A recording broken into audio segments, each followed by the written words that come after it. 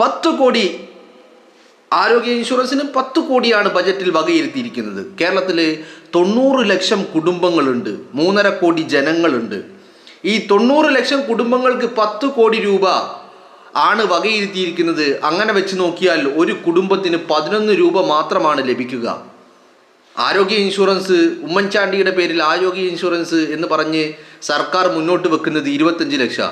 25 ലക്ഷം എന്ന് പറഞ്ഞെടുത്ത് വെറും 11 ഉലുവയാണ് കേരളത്തിലെ കുടുംബങ്ങൾക്ക് ലഭിക്കുക എന്ന് ഗോപകുമാർ കോൾമയിര് കൊള്ളിക്കുന്ന രീതിയിലുള്ള ഒരു പ്രതികരണം. കേട്ട പാതി കേൾക്കാത്ത പാതി സഖാക്കൾ അതിനെ ഏറ്റുപിടിക്കുന്നു. സോഷ്യൽ മീഡിയകളിൽ നോക്കൂ നിങ്ങൾ, ഈ പറയുന്ന കമ്മ്യൂണിസ്റ്റ് പാർട്ടിയുടെ ഹാൻഡിലുകൾ, കൃമികീടങ്ങളുടെ ഹാൻഡിലുകൾ, പിണറായി വിജയന്റെ അടിമകളുടെ ഹാൻഡിലുകൾ ഈ ഗോപകുമാർ എന്ന് പറയുന്ന സംഘപരിവാർ MLA പ്രസ്താവനയെ തലയിലേറ്റിക്കൊണ്ടാണ് നടക്കുന്നത്. സംഭവം എന്താ കാര്യം? സംഘപരിവാറിന്റെ MLA ആണെങ്കിലും വിജയിപ്പിച്ചത് ആരുടെ വോട്ടാ? സഖാക്കളുടെ വോട്ടാ. അപ്പോൾ സ്വാഭാവികമായിട്ടും സഖാക്കൾ അതിനെ ഏറ്റുപിടിക്കും. അപ്പോൾ ഇതിനെ ഈ പറയുന്ന സംഘപരിവാർ MLA ഛർദ്ദിച്ചു വെച്ചതിനെ ഒരു മാധ്യമപ്രവർത്തകൻ, കൈരളിയുടെ മാധ്യമപ്രവർത്തകനും ഏറ്റുപിടിച്ചു. അതാണ് മുഖ്യമന്ത്രിയുടെ മറുപടി. എന്താണ് ഈ 10 കോടി രൂപ?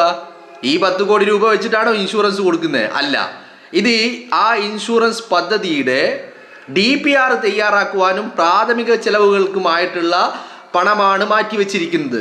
അതിൻ്റെ നടപടിക്രമങ്ങൾ തുടങ്ങുന്നതേ ഉള്ളൂ. അല്ലാതെ ഇന്നലെ തന്നെ 25 ലക്ഷം രൂപയുടെ ഇൻഷുറൻസ് നടപ്പിലാക്കുകയല്ല. അതിൻ്റെ പ്രാരംഭികമായ ഘട്ടം, ആർക്കൊക്കെയാണ് ഇൻഷുറൻസ് വരിക, ഏതൊക്കെ കാറ്റഗറി ഉണ്ടാകും, ആരൊക്കെ ഇതിൽ പങ്കാളിയാകും, ആരുടെയൊക്കെ കോൺട്രിബ്യൂഷൻ വരും, സർക്കാരിൻ്റെ കോൺട്രിബ്യൂഷൻ എത്രയൊക്കെയാണ് എന്നൊക്കെ പറഞ്ഞുകൊണ്ട്, എന്ന് പറഞ്ഞാൽ വളരെ കൃത്യമാണ്.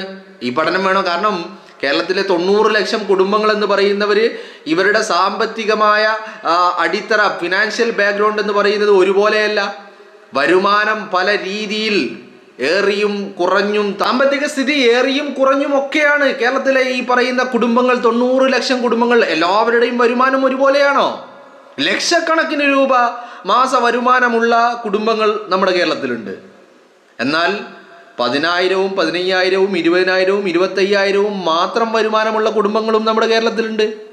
അപ്പോൾ ഈ ഇൻഷുറൻസ് ഓഫ് കോഴ്സ് കാറ്റഗറൈസ് ചെയ്യപ്പെടും. ഓരോ കുടുംബങ്ങളെയും കാറ്റഗറൈസ്, എന്തിന്? ഇവിടെ റേഷൻ കാർഡിൽ പോലും കാറ്റഗറി ഇല്ലേ?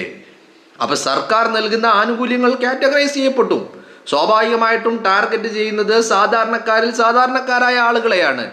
അവർക്കൊരു സഹായം, അവർക്കൊരു കൈത്താങ്ങ്, അവർക്കൊരു സുരക്ഷിതത്വം, ഒരു സെക്യൂരിറ്റി, അതാണ് ഈ ഇൻഷുറൻസ്